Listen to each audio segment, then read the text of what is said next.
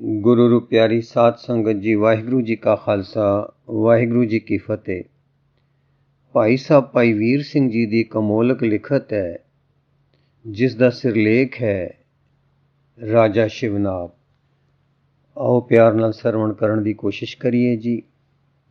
इसका जिहड़ा पहला हिस्सा है वो अज तो तकरीबन साल 2 साल पहला रिकॉर्ड हो चुकिया सी, जिसका सिरलेख सी सुंदरता दे आसरे उच्च मंडलों का झाका। पर हुण ये पूरा प्रसंग पढ़िया जा रहा है, इसलिए वो हिस्से नूं भी दोबारा पढ़िया जाएगा। आओ प्यार नाल सरवण करन की कोशिश करिए जी। पहला, मूसन मस्कर प्रेम की रही जो अंबर छाए, बीदे बादे कमल में भंवर रहे लपटाए। 14वीं रात दा चंद, 14वीं भी कते दी, भाव कतक दे महीने दी। कते मिठड़ी रुत, गुलाबी बहार दा सरदार कते। सोहनी सोहनी सर्दी, भिन्नी भिन्नी रात, चिट्टी चिट्टी चांदनी, सदा चाननी। हाँ, इसे रात नूं सर्द चाननी दी रात कहिए, इसे नूं भिन्नी रहण कहिए। किहे सोहणे तारे अखां मारदे हन, आकाश दा नील किहा डलकदा है, किकू मन नूं खिचदा है। हे आकाश, हे चंद, हे तारिओ, मना नूं ना खिचो। हे फब्बी होई रात, हे भिजी होई रात, हे छटकी होई रात, अपनी सुंदरता नाल ना लुभाओ। असी धरती ते टुरन वाले तेरियां सुंदर डूंघियाइयां ते डूंघियां उचियाइयां विच उड़ नहीं सकदे। पर किथों सोहणे जद अपनी सुंदरता नाल खिचण ते आउंदे हन, तद किसे दी सुणदे हन।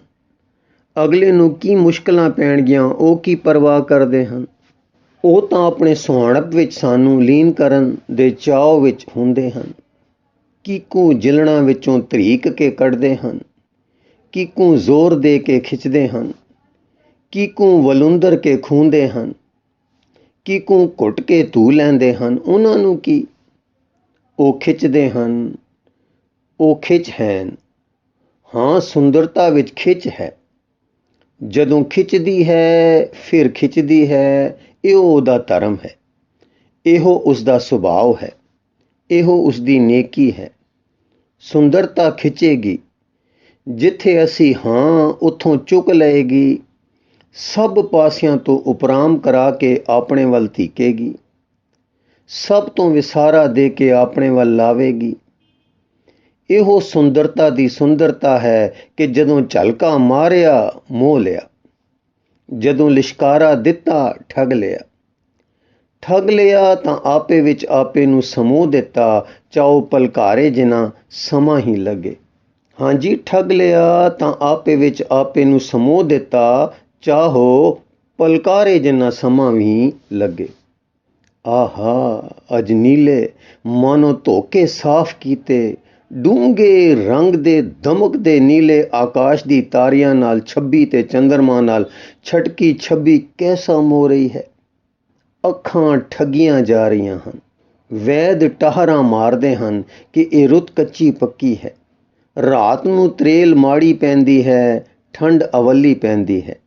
ਅੰਦਰ ਸੋਹਣਾ ਠੀਕ ਹੈ, ਪਰ ਹਾਏ, ਸ਼ਿੰਗਾਰੀ ਹੋਈ ਰਾਤ ਦੀ ਸੁੰਦਰਤਾ ਰਸੀਏ ਮਨਾਂ ਨੂੰ ਚੁਰਾ ਹੀ ਲੈ ਜਾਂਦੀ ਹੈ। ਕੁਦਰਤੀ ਸੁੰਦਰਤਾ ਦਾਅ ਖੇਡਦੀ ਹੈ, ਵੈਦਾਂ ਦੀ ਮੱਤ ਤੇ ਆਪਣੀ ਸੋਚ ਉੱਡ ਜਾਂਦੀ ਹੈ। ਆਸ ਤੇ ਅੰਦੇਸ਼ੇ ਗਏ, ਹੁਣ ਕੀ ਰਹਿ ਜਾਂਦਾ ਹੈ।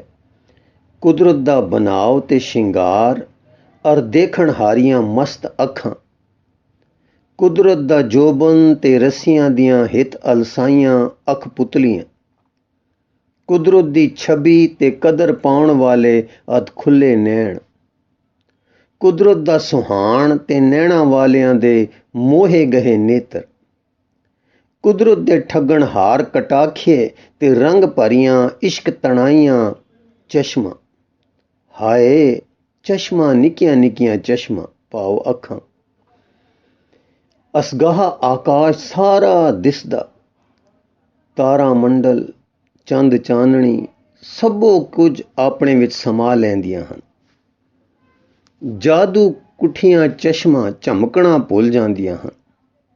ਹਾਂ, ਫਰਕਣਾ ਵਿਸਾਰ ਕੇ ਛੱਪਰਾਂ ਨੂੰ ਕਹਿੰਦੀਆਂ ਹਨ, ਭਾਰੇ ਤਾਂ ਹੋ ਜਾਓ ਪਰ ਡਿੱਗਣਾ ਨਹੀਂ। ਅੱਜ ਪਿਆਰੇ ਦੀ ਕੁਦਰਤ ਸੁਹਾਵੀ ਤੇ ਪਿਆਰੀ ਦੁੱਤੀ ਤੇ ਹਾਂ ਪ੍ਰੀਤਮ ਦਾ ਅਹਿਲਾ ਸਰੂਪ ਜੋ ਕੁਦਰਤ ਵਿੱਚ ਦਮਕਦਾ ਹੈ, ਇਹਨਾਂ ਅੱਖਾਂ, ਇਹਨਾਂ ਨਿੱਕੇ ਨਿੱਕੇ ਪਰ ਜਿਉਂਦੇ ਛੇਕਾਂ ਥਾਣੀ ਅੰਦਰਲੇ ਨੂੰ ਜੱਫੀਆਂ ਪਾ ਪਾ ਮਿਲ ਰਿਹਾ ਹੈ। ਵਾਹ ਸੁੰਦਰਤਾ, ਖੂਬ ਠੱਗ ਹੈ ਤੂੰ। ਜਿਨ੍ਹਾਂ ਦੇ ਅੰਦਰ ਤੂੰ ਫੇਰਾ ਪਾਇਆ ਉਹਨਾਂ ਨੂੰ ਲੈ ਗਈਓ। ਜਦ ਇਸ ਸੁਹਾਵੀ ਸੁੰਦਰਤਾ ਦੇ ਕੁੱਛੜ ਕਦੇ ਸੱਚੇ ਪ੍ਰੇਮੀ ਚੜ ਬੈਠਣ ਤਾਂ ਆਖਦੇ ਹਨ, ਅਸੀਂ ਚੱਲੇ। ਲਓ ਪਲੰਗ ਵਿਛਿਆ ਰਿਹਾ, ਦੇ ਉੱਤੇ ਸਿੱਧੀ ਝੱਟ ਲੇਟੀ ਰਹੀ, ਹੱਥ ਛਾਤੀ ਤੇ ਪਏ ਜੁੜੇ ਰਹੇ, ਨੈਣ ਅਧ ਖੁੱਲੇ, ਹਿੱਤ ਅਲਸਾਏ, ਪ੍ਰੇਮ ਪਰਵੇਦੇ ਉਸੇ ਤਰ੍ਹਾਂ ਖੁੱਲੇ ਰਹੇ। ਟਕ ਵੱਜੀ ਰਹੀ, ਪਰ ਦੇਖੋ ਸੁੰਦਰਤਾ ਮਲਕੜੇ ਜੇ ਸਾਨੂੰ ਵਿੱਚੋਂ ਖਿਸਕਾ ਲੈ ਚੱਲੀ ਜੇ। ਪਈ ਰਹੋ ਹੁਣ ਮੜੋਲੀ, ਛਾਰ ਕੀ ਪੁਤਲੀ ਪਈ ਰਹੋ, ਤੂੰ ਜਾਣ ਤੇਰਾ ਦੇਸ਼ ਜਾਣੇ। ਸਾਨੂੰ ਤਾਂ ਸੁੰਦਰਤਾ ਆਪਣੇ ਦੇਸ਼ ਲੈ ਚੱਲੀ ਹੈ। ਪਈ ਰਹੋ ਹੇ ਮਿੱਟੀ ਕੀ ਮਟੀਆ, ਤੇ ਪਏ ਰਹਿਣ ਉਹ ਸਾਕ ਨਾਤੇ ਤੇ ਕੁਛ ਲੱਗਦੇ ਜੋ ਤੇਰੇ ਕਰਕੇ ਸਾਡੇ ਬਣੇ ਸਨ। ਤੂੰ ਤੇ ਤੇਰਾ ਵਲੇਵਾ ਪਏ ਰਹੋ, ਅਸੀਂ ਆਪਣੇ ਠੱਗਣ ਹਾਰੇ ਠੱਗ ਦੇ ਦੇਸ਼ ਚੱਲੇ ਹਾਂ। ਸਾਨੂੰ ਸਾਡਾ ਮੁਹਾਕਾ ਮੋਹ ਕੇ ਲੈ ਚਲਿਆ ਹੈ।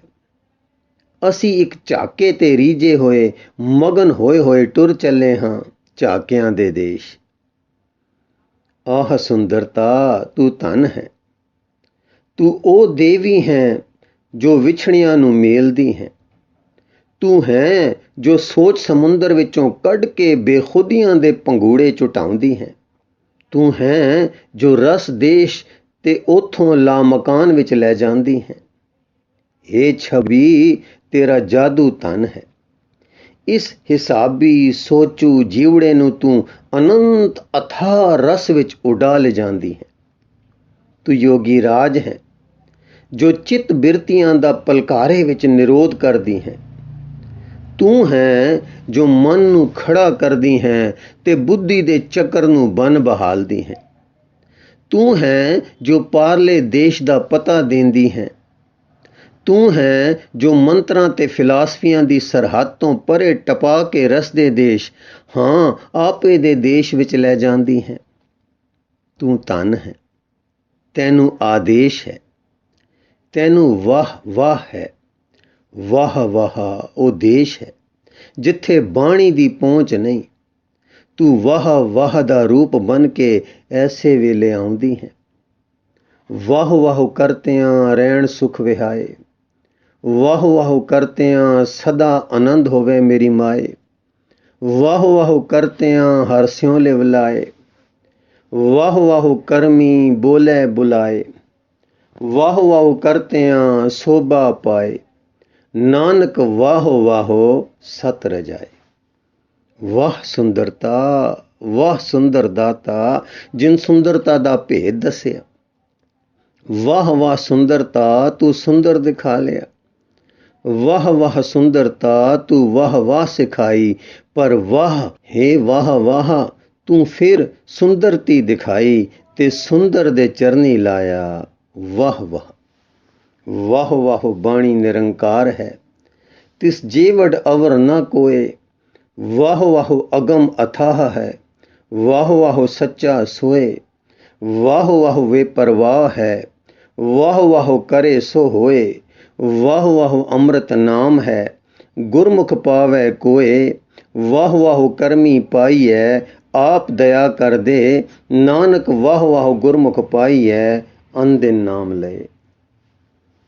ਹੇ ਸੋਹਣੇ, ਹੇ ਸੁੰਦਰ, ਹੇ ਮੇਰੇ ਸੁੰਦਰਾਂ ਦੇ ਸੁੰਦਰ, ਹੇ ਸੁਹਾਵੇ, ਹੇ ਸਦਾ ਸੁਹਾਣ, ਹੇ ਛੱਬੀ ਵਾਲੇ, ਹੇ ਫੱਬੀ ਵਾਲੇ, ਹੇ ਅਦੁੱਤੀ ਦੁੱਤੀ ਵਾਲੇ, ਹੇ ਮਨਮੋਹਣੇ, ਹੇ ਅਹਿਲਾ, ਹੇ ਲਲਿਤ, ਹੇ ਹੁਸਨ, हे ਹੁਸਨਾਂ ਦੇ ਸਰਦਾਰ, हे ਖੂਬ, हे ਖੂਬਾਂ ਦੇ ਸ਼ਹਿਨशाह, ਹਾਂ हे ਸੁੰਦਰ, ਸੁੰਦਰਤਾ ਨੂੰ ਆਪਣਾ ਪ੍ਰਕਾਸ਼ ਬਣਾ ਕੇ ਪ੍ਰਕਾਸ਼ ਪਰ ਮੋਹਿਤ ਹੋਇਆਂ ਨੂੰ ਆਪਣੇ ਵਿੱਚ ਖਿੱਚ ਲੈਣ ਵਾਲੇ, ਵਾਹ ਵਾਹੋ ਤੇਰੀ ਸਤ ਰਜਾਏ। ਹਾਂ, ਕਦੇ ਕਦੇ ਇਹੋ ਸੁੰਦਰਤਾ ਮਨ ਨੂੰ ਕੋਈ ਹੋਰ ਅੱਖਾਂ ਵੀ ਲਾ ਦਿਆ ਕਰਦੀ ਹੈ। ਉਂਝ ਤਾਂ ਆਕਾਸ਼ਾਂ ਦਾ ਪਹਿਨ ਤੇ ਇਹ ਅਸਗਾਹ ਪੁਲਾੜ ਅੱਖਾਂ ਨੂੰ ਸੁੰਝਾ ਤੇ ਸਖਣਾ ਹੀ ਭਾਸਦਾ ਹੈ, ਪਰ ਇਹਨਾਂ ਨਵੀਆਂ ਅੱਖਾਂ ਨਾਲ ਇਹ ਸਾਰਾ ਜੀਉਂਦਾ ਹੋ ਦਿਸਦਾ ਹੈ।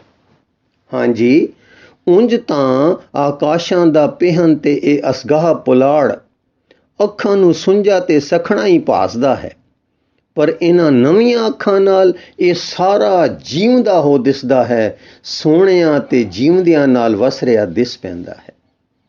ਉਹ ਦੇਖੋ ਕੌਣ ਦਿਸਿਆ ਜੇ? ਇੱਕ ਤਾਂ ਕੋਈ ਰੱਸੀਆ ਧਰਤੀ ਤੇ ਮੜੋਲੀ ਛੱਡ ਕੇ ਪਵਨ ਰੂਪ ਹੋ ਕੇ ਇਸੇ ਸੁੰਦਰਤਾ ਦੇ ਮੋਢੇ ਚੜ੍ਹ ਕੇ ਉੱਚਾ ਆਇਆ ਹੈ। ਇੱਕ ਕੋਈ ਅਰਸ਼ਾਂ ਤੋਂ ਚਾਨਣੇ ਦੀ ਦੇਵੀ ਆਈ, ਮਾਤਾ ਆਈ, ਅੰਮਾ ਆਈ, ਅੰਮਾ ਰੱਜੀ ਆਈ, ਰੱਜੀ ਆਈ ਕਿ ਰਾਜੀ ਆਈ, ਸ਼ੁਕਰ ਹੈ ਰਾਜੀ ਆਈ, ਸ਼ੁਕਰ ਹੈ। ਧਰਤੀ ਉੱਤੇ ਤਾਂ ਨਾ ਰੱਜੀ ਤੇ ਨਾ ਰਾਜੀ ਵਸਦੀਆਂ ਸਨ, ਪਰ ਇੱਥੇ ਅੰਮਾ ਰਾਜੀ ਆਈ ਤੇ ਅੰਮਾ ਰੱਜੀ ਆਈ। ਜੇ ਹੁਣ ਭੁੱਖ ਤਸੇਵੇਂ ਤੇ ਰੋਗ ਦੁੱਖ ਗਏ, ਅੰਮਾ ਰੱਜੀ ਤੇ ਰਾਜੀ। ਰੱਜੀ ਤੋਂ ਭਾਵ ਹੈ ਸੰਤੁਸ਼ਟਾ, ਤ੍ਰਿਪਤੀ, ਤ੍ਰਿਸ਼ਨਾ ਰਹਿਤ ਦਸ਼ਾ, ਤੇ ਰਾਜੀ ਤੋਂ ਭਾਵ ਹੈ ਅਰੋਗਤਾ, ਪ੍ਰਸੰਨਤਾ, ਦੁੱਖ ਰਹਿਤ ਹਾਲਤ। ਆਓ ਹੁਣ ਇਹਨਾਂ ਦੀਆਂ ਗੱਲਾਂ ਸੁਣੀਏ। ਅੰਮਾ ਰੱਜੀ ਬੋਲੀ, ਆਓ ਬੱਚਾ, ਆਓ ਮੇਰੀ ਗੋਦੀ ਦੇ ਬੱਚੇ, ਮੈਂ ਤਾਂ ਸਦਾ ਤੇਰੇ ਨਾਲ ਆਉਂਦੀ ਹਾਂ।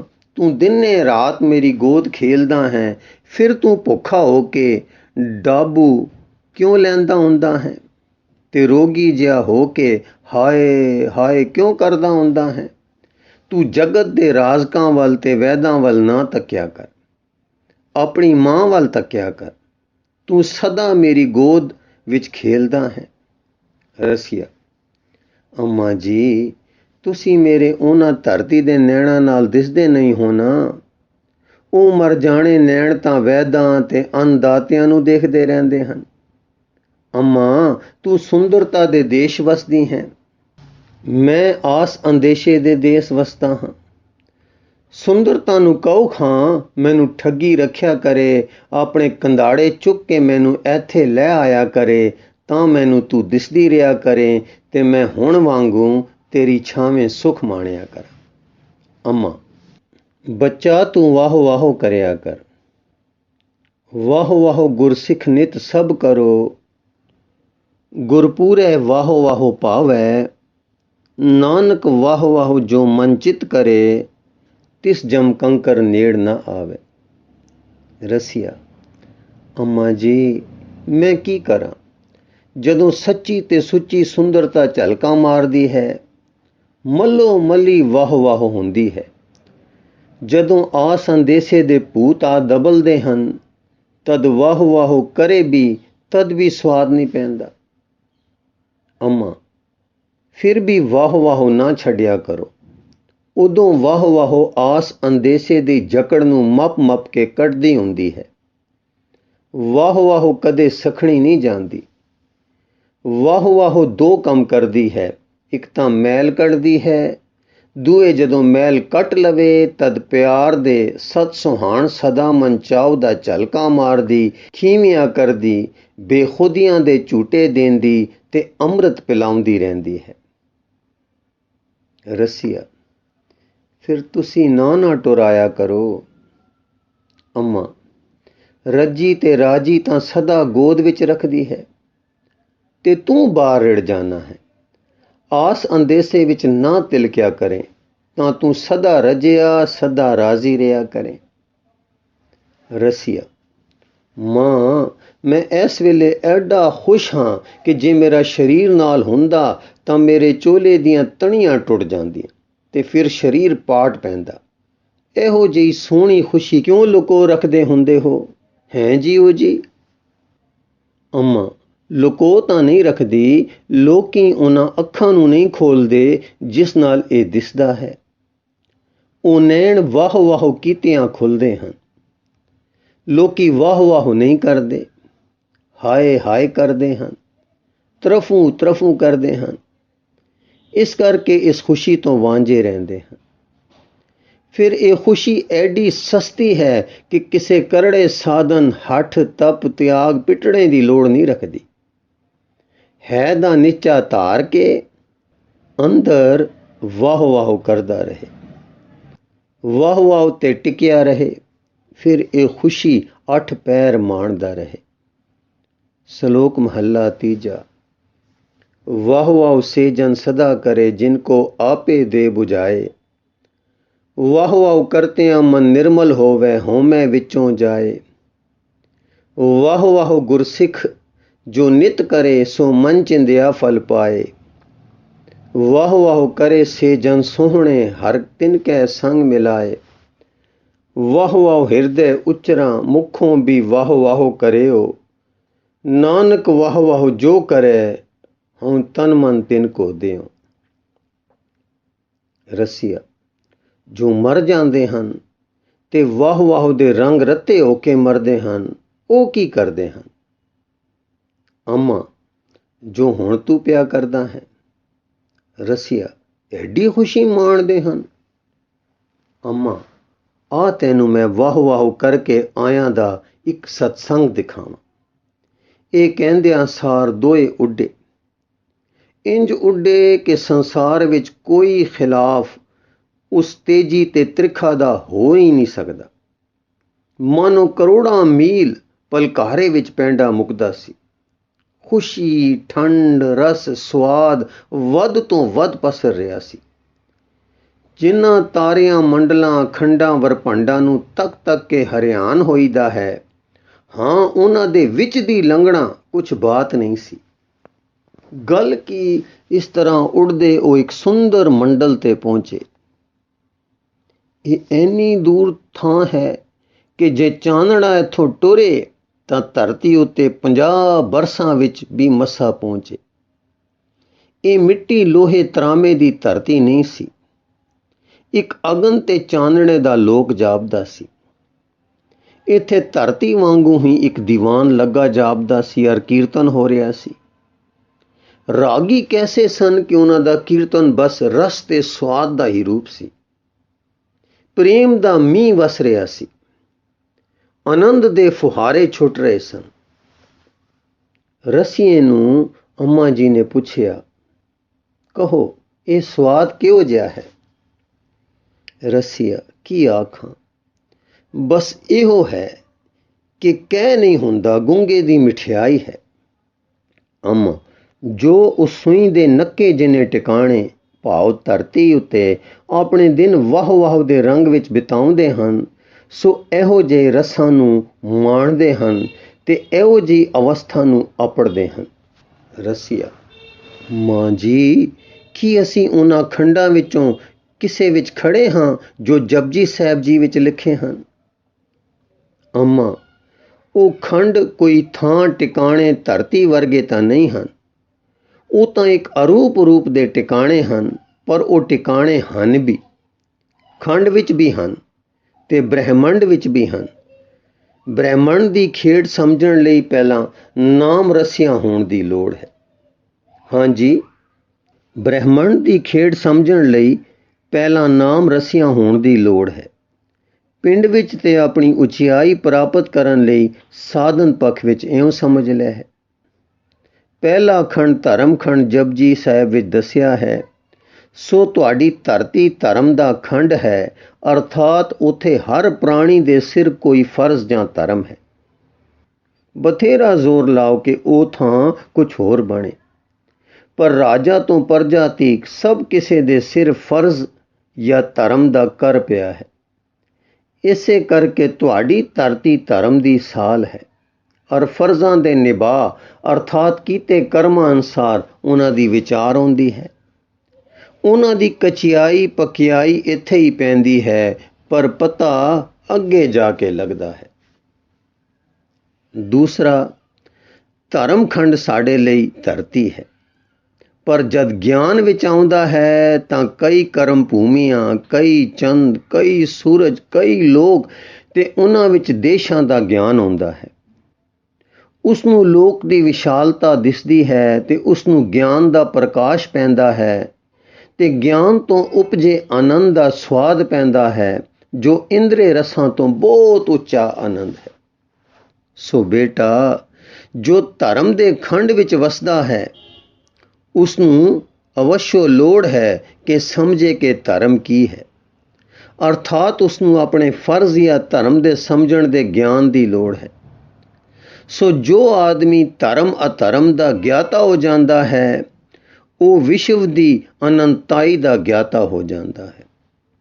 ਫਿਰ ਉਸ ਨੂੰ ਸਮਝ ਪੈਂਦੀ ਹੈ ਕਿ ਨਿਰੇ ਸ਼ੁਭ ਕਰਮਾਂ ਨਾਲ ਛੁਟਕਾਰਾ ਨਹੀਂ, ਇਸ ਤੋਂ ਅੱਗੇ ਕੁਝ ਹੋਰ ਹੈ ਜਿਸ ਨਾਲ ਕਿ ਕਈ ਕਾਨ, ਮਹੇਸ਼, ਬ੍ਰਹਮੇ, ਧਰੂ, ਸਿੱਧ, ਬੁੱਧ, ਨਾਥ, ਦੇਵੀ, ਦੇਵ, ਦਾਨੋ, ਮੁਨੀ ਆਦਿ ਗਿਆਨ ਪਾ ਪਾ ਕੇ ਉੱਚੇ ਉੱਠੇ ਹਨ। ਇਸ ਤਰ੍ਹਾਂ ਕਰਮ ਤੋਂ ਅੱਗੇ ਮੈਂ ਸੁਰਤੀ ਸੇਵਕ ਬਣਨਾ ਹੈ, ਅਰਥਾਤ ਸੁਰਤ ਨਾਲ ਵਾਹਿਗੁਰੂ ਵੱਲ ਆਪਣੇ ਮਨ ਮੰਡਲ ਨੂੰ ਲਗਾਉਣਾ ਹੈ। ਉਹ ਫਿਰ ਸੁਰਤ ਨੂੰ ਰੱਬ ਵਿੱਚ ਜੋੜਦਾ ਹੈ ਤੇ ਤਰ੍ਹਾਂ ਤਰ੍ਹਾਂ ਦੇ ਆਨੰਦ ਵੇਖਦਾ ਹੈ। ਇਸ ਲਈ ਉਸ ਨੂੰ ਵਾਹਿਗੁਰੂ ਦੇ ਸਿਮਰਨ ਦਾ ਰਸਤਾ ਲੱਭਦਾ ਹੈ, ਅਰਥਾਤ ਫਿਰ ਉਹ ਸਮਝਦਾ ਹੈ ਕਿ ਵਾਹੋ ਵਾਹੋ ਪਰਮ ਧਰਮ ਹੈ। ਸੋ ਬੇਟਾ, ਜਿਸ ਨੂੰ ਇਹ ਗਿਆਨ ਹੋ ਗਿਆ ਉਹ ਗਿਆਨ ਖੰਡ ਵਿੱਚ ਆ ਗਿਆ, ਨਾਮ ਅਭਿਆਸ ਕਰਦਾ ਹੈ ਕਿ ਸੁਰਤ ਸਾਈਂ ਵਿੱਚ ਲੱਗੀ ਰਹੇ।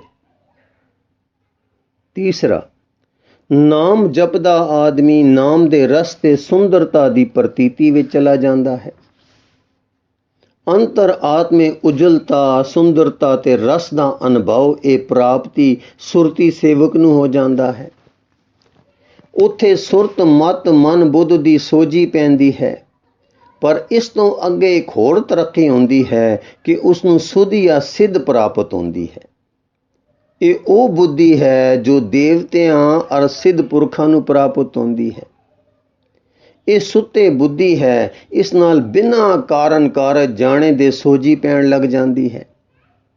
ਮਨ ਤੇ ਬੁੱਧੀ ਤਾਂ ਜਗਤ ਵਿੱਚ ਕੰਮ ਕਰਨ ਲਈ ਜੀਵ ਦੇ ਮਦਦਗਾਰ ਹਨ, ਪ੍ਰਵਿਰਤੀ ਮਾਰਗ ਦੇ ਸੰਦ ਹਨ, ਪਰ ਸਿੱਧ ਜਾਂ ਸੁਧ ਆਪੇ ਨੂੰ ਇਕਾਗਰ ਕਰਕੇ ਵਾਹਿਗੁਰੂ ਵੱਲ ਲੈ ਜਾਣ ਦਾ ਸੰਦ ਹੈ। ਅਸਲ ਵਿੱਚ ਇਹੋ ਬੁੱਧੀ ਹੈ ਜੋ ਪਰਮਾਤਮਾ ਨੂੰ ਮੇਲਦੀ ਹੈ। ਕਹਿ ਕਬੀਰ ਬੁੱਧ ਹਰ ਲਈ ਮੇਰੀ, ਬੁੱਧ ਬਦਲੀ ਸਿੱਧ ਪਾਈ। ਮਰਦਾਨੇ ਨੇ ਗੁਰੂ ਨਾਨਕ ਜੀ ਨੂੰ ਪੁੱਛਿਆ ਸੀ ਕਿ ਵਾਹਿਗੁਰੂ ਬੁੱਧੀ ਨਾਲ ਮਿਲਦਾ ਹੈ, ਤਾਂ ਸਤਿਗੁਰੂ ਜੀ ਨੇ ਫਰਮਾਇਆ ਸੀ ਕਿ ਮਰਦਾਨਿਆਂ, ਇਹ ਬੁੱਧ ਮਰ ਕੇ ਇੱਕ ਹੋਰ ਬੁੱਧੀ ਉਤਪਤ ਹੁੰਦੀ ਹੈ ਜੋ ਮੇਲਣਹਾਰ ਬੁੱਧੀ ਹੈ। ਉਹ ਬੁੱਧੀ ਇਹੋ ਸੀ ਜੋ ਸਤਿਗੁਰੂ ਜੀ ਨੇ ਇੱਥੇ ਸੁਧ ਕਰਕੇ ਦੱਸੀ ਹੈ। ਸੋ ਇਸ ਅਵਸਥਾ ਵਿੱਚ ਜੀਵ ਖੁਸ਼ੀ ਰਸ ਉਮਾਹਾ ਵਿੱਚ ਪਹੁੰਚਦਾ ਹੈ। ਅੰਤਰ ਆਤਮੇ ਤਾਂ ਜਗਿਆਸੂ ਸਰਮਖੰਡ ਵਿੱਚ ਇਉਂ ਹੈ, ਪਰ ਬਾਹਰ ਉਹ ਸ਼ਰਮ ਅਰਥਾਤ ਮਿਹਨਤ ਮੁਸ਼ੱਕਤ ਕਾਲ ਵਿੱਚ ਵੀ ਹੈ, ਕਿਉਂਕਿ ਉਹ ਧਰਮਖੰਡ ਦੇ ਧਰਮ ਵੀ ਪਾਲ ਰਿਹਾ ਹੈ ਤੇ ਗਿਆਨ ਖੰਡ ਦੀ ਵਿਚਾਰ ਦਾ ਤਾਣ ਵੀ ਸਾਰਾ ਲਾ ਕੇ ਨਾਮ ਜਪ ਰਿਹਾ ਹੈ। ਸੋ ਉਹ ਪ੍ਰਤੀਤੀ ਵਿੱਚ ਤਾਂ ਰਸ ਤੇ ਖੁਸ਼ੀ ਵਿੱਚ ਰਹਿੰਦਾ ਹੈ, ਪਰ ਅਮਲ ਵਿੱਚ ਨੇਕੀ ਤੇ ਨਾਮ ਦੇ ਯਤਨ ਵਿੱਚ ਹੋਣ ਕਰਕੇ ਕਾਲ ਯਾਨੀ ਸ਼ਰਮ ਵਿੱਚ ਵੀ ਰਹਿੰਦਾ ਹੈ। ਇਸੇ ਕਰਕੇ ਸਤਿਗੁਰ ਨੇ ਇਸ ਖੰਡ ਦਾ ਨਾਮ ਸਰਮਖੰਡ ਰੱਖਿਆ ਹੈ। ਧਰਮੀ ਪੁਰਖ ਧਰਮਖੰਡ ਵਿੱਚ ਹੈ, ਨਾਮੀ ਪੁਰਖ ਗਿਆਨ ਖੰਡ ਵਿੱਚ ਹੈ, ਨਾਮ ਰਸੀਆ ਸਰਮਖੰਡ ਵਿੱਚ ਹੈ। ਅੱਗੇ ਫਿਰ ਕਰਮਖੰਡ ਹੈ, ਮਿਹਰ ਦਾ, ਫਜ਼ਲ ਦਾ, ਰੱਬ ਦੇ ਤਰੁੱਠਣ ਦਾ ਟਿਕਾਣਾ। ਸਰਮਖੰਡ ਦਾ ਜਗਿਆਸੂ ਸਿਮਰਨ ਰਸ ਵਿੱਚ ਲਿਵ ਲਾਉਂਦਾ ਦੇਸ਼ ਕਾਲ ਦੀ ਅਖੀਰਲੀ ਹੱਦ ਤੇ ਅਪੜ ਜਾਂਦਾ ਹੈ। ਇੱਥੋਂ ਤੱਕ ਕਾਲ ਲੈ ਆਉਂਦੀ ਹੈ, ਅੱਗੋਂ ਫੇਰ ਅਕਾਲ ਤੇ ਆਦੇਸ਼ ਵਿੱਚ ਜਾਂ ਲਾਮਕਾਨ ਦੇ ਟਿਕਾਣੇ ਵਿੱਚ ਜਾਂ ਨਿਰੰਕਾਰ ਅਕਾਲ ਪੁਰਖ ਜੋਤੀ ਸਰੂਪ ਦੇ ਅਪਾਰ ਦੇਸ਼ ਵਿੱਚ ਜਾਣੇ ਲਈ ਉਸ ਦੇਸ਼ੋਂ ਹੀ ਕੁਝ ਕਰਿਸ਼ਮਾ ਹੁੰਦਾ ਹੈ ਜੋ ਅੱਗੇ ਲੈ ਜਾਂਦਾ ਹੈ। ਇਹ ਮਿਹਰ ਹੈ, ਫਜ਼ਲ ਹੈ, ਕਰਮ ਹੈ। ਹੁਣ ਇਸ ਅਵਸਥਾ ਵਿੱਚ ਜੋ ਕੋਈ ਪ੍ਰਾਪਤ ਹੋਇਆ ਹੈ ਉਹ ਕਿਸੇ ਅਣਹੋਂਦ ਵਿੱਚ ਜਾਂ ਢਿੱਲ ਮੱਠ ਵਿੱਚ ਨਹੀਂ ਗਿਆ। ਉਸ ਦਾ ਆਪਾ ਹਉ ਛੱਡਦਾ ਛੱਡਦਾ ਮਰ ਨਹੀਂ ਗਿਆ, ਪਰ ਸਾਈਂ ਨਾਲ ਇਕਸੁਰ ਹੋ ਗਿਆ ਹੈ। ਹੁਣ ਉਹ ਰੱਬੀ ਜ਼ੋਰ ਰੱਬੀ ਤਾਣ ਦਾ ਸਾਂਝੀਵਾਲ ਹੋ ਗਿਆ ਹੈ। ਵਾਹਿਗੁਰੂ ਦਾ ਆਤਮ ਬਲ ਉਸ ਦਾ ਬਲ ਹੋ ਰਿਹਾ ਹੈ।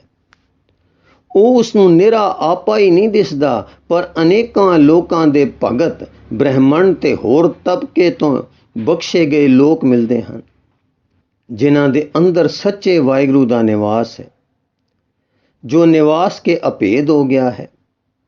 ਆਤਮ ਮੰਡਲ ਦੇ ਮਹਾਬਲੀ ਸੂਰਮੇ ਸੁੰਦਰਤਾਈਆਂ ਅਤੇ ਜਲਾਲ ਉੱਥੇ ਵਸਦੇ ਹਨ।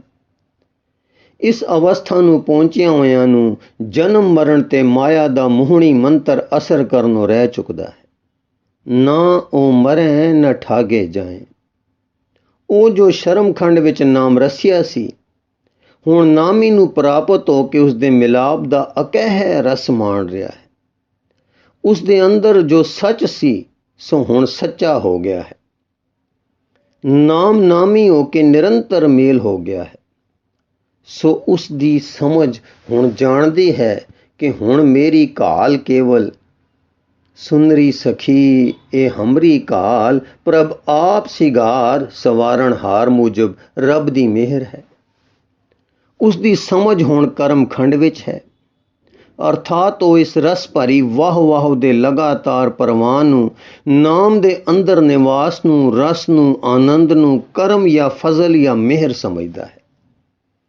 ਉਸ ਦੇ ਅੰਦਰ ਹੁਣ ਇੱਕ ਵਾਹਦਤ ਦਾ ਦਰਿਆ ਵਗਦਾ ਹੈ, ਜਿਕੂ ਤੇਰੀ ਵਾਹ ਵਾਹ ਹੁਣ ਤੈਨੂੰ ਰਸ ਦੇ ਰਹੀ ਹੈ ਔਰ ਨਿਰਯਤਨ ਚੱਲ ਰਹੀ ਹੈ। ਤੂੰ ਆਨੰਦ ਵਿੱਚ ਹੈ, ਉਮਾਹਾ ਵਿੱਚ ਹੈ, ਸਿਦਕ ਵਿੱਚ ਹੈ, ਖੇੜੇ ਵਿੱਚ ਹੈ ਔਰ ਸਮਝ ਰਿਹਾ ਹੈ ਕਿ ਮੇਰਾ ਕੀਤਾ ਕੁਛ ਨਹੀਂ ਹੋਇਆ, ਇਹ ਨਿਰੀ ਮਿਹਰ ਹੀ ਮਿਹਰ ਹੈ। ਹੁਣ ਤੇਰੇ ਅੰਦਰ ਹਉਂ ਦੀ ਟੇਕ ਨਹੀਂ ਰਹੀ, ਕੇਵਲ ਮਿਹਰ ਦੀ ਟੇਕ ਤੇ ਮਿਹਰ ਦਾ ਆਸਰਾ ਹੋ ਗਿਆ ਹੈ। ਇਹ ਤੂੰ ਹੁਣ ਕਰਮਖੰਡ ਵਿੱਚ ਹੈ, ਸਾਈਂ ਦੇ ਫਜ਼ਲ ਵਿੱਚ ਹੈ। ਪੰਜਵਾਂ, ਜਦੋਂ ਸਾਈਂ ਦੀ ਮਿਹਰ ਨਦਰ ਵਿੱਚ ਪਲਟ ਜਾਂਦੀ ਹੈ, ਜਦੋਂ ਕਰਮ ਨਾਲ ਰਸ ਵਿੱਚ ਸਿਮਰਨ ਕਰਨ ਵਾਲਾ ਪਰਮੇਸ਼ਰ ਦੇ ਰੂਪ ਵਿੱਚ ਪਰਮੇਸ਼ਰ ਦੀ ਨਦਰ ਨਾਲ ਮਿਲਾਪ ਪੂਰਾ ਪ੍ਰਾਪਤ ਕਰ ਲੈਂਦਾ ਹੈ, ਤਾਂ ਫਿਰ ਅੱਗੋਂ ਦੀ ਕਥਾ ਕਹਿਣੀ ਕਠਿਨ ਹੈ। ਅੱਗੇ ਸੱਚਖੰਡ ਹੈ, ਉੱਥੇ ਨਿਰੰਕਾਰ ਦਾ ਵਾਸਾ ਹੈ। ਨਦਰ ਤੇ ਮਿਹਰ ਤੇ ਆਨੰਦ ਉੱਥੇ ਪਸਰ ਰਿਹਾ ਹੈ। ਇਹ ਤਾਂ ਜਗਿਆਸੂ ਦੀ ਪ੍ਰਤੀਤੀ ਹੁੰਦੀ ਹੈ ਤੇ ਅਮਲ ਉਸ ਦਾ ਹੁਕਮ ਅਨੁਸਾਰ ਕਿਰਿਆ ਕਰਨੀ ਹੁੰਦੀ ਹੈ। ਤਦੋਂ ਸਮਝ ਦੂਈ ਵਿੱਚ ਨਹੀਂ ਹੁੰਦੀ, ਕੇਵਲ ਸਤ ਸਰੂਪ ਵਾਹਿਗੁਰੂ ਦੀ ਹੈ ਵਿੱਚ ਰਸ ਰੂਪ ਲੀਨਤਾ ਵਿੱਚ ਹੁੰਦੀ ਹੈ। ਪਿਆਰੇ ਪ੍ਰੀਤਮ ਦੇ ਪ੍ਰੇਮ ਸਰੂਪ ਵਿੱਚ ਪ੍ਰੇਮ ਰੂਪ ਏਕਤਾ ਪ੍ਰਾਪਤ ਹੁੰਦੀ ਹੈ। ਦੂਜੇ ਪਦਾਂ ਵਿੱਚ ਜੀਵ ਤੱਤ ਬ੍ਰਹਮ ਤੱਤ ਦੇ ਮੇਲ ਵਿੱਚ ਚਲਾ ਜਾਂਦਾ ਹੈ। ਰਸੀਆ, ਅੰਮਾ ਜੀ, ਮੈਂ ਪਹਿਲੇ ਤਾਂ ਖੰਡ ਸਮਝਦਾ ਹੀ ਨਹੀਂ ਸਾਂ।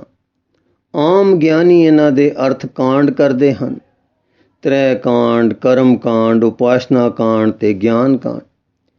ਇਹ ਖੰਡਾਂ ਦੀ ਸੋਝੀ ਤਾਂ ਰਾਣਾ ਸੂਰਤ ਸਿੰਘ ਪੜ੍ਹ ਕੇ ਪਈ ਸੀ ਕਿ ਜਗਤ ਗੁਰੂ ਜੀ ਨੇ ਜਪਜੀ ਸਾਹਿਬ ਵਿੱਚ ਲੋਕ ਪਰਲੋਕ ਦੀ ਸੋਝੀ ਲਈ ਇਹ ਲਿਖੇ ਹਨ। ਅੱਜ ਪਤਾ ਬਹੁਤ ਸਾਫ਼ ਲੱਗਾ ਕਿ ਇਹ ਸਾਡੀਆਂ ਆਤਮ ਅਵਸਥਾ ਹਨ, ਤੇ ਖੰਡ ਵਿੱਚ ਵੀ ਤੇ ਬ੍ਰਹਿਮੰਡ ਵਿੱਚ ਵੀ ਇਹ ਦਰਜੇ ਹਨ, ਤੇ ਅਵਸਥਾ ਵੀ ਤੇ ਅਰੂਪੀ ਟਿਕਾਣੇ ਵੀ।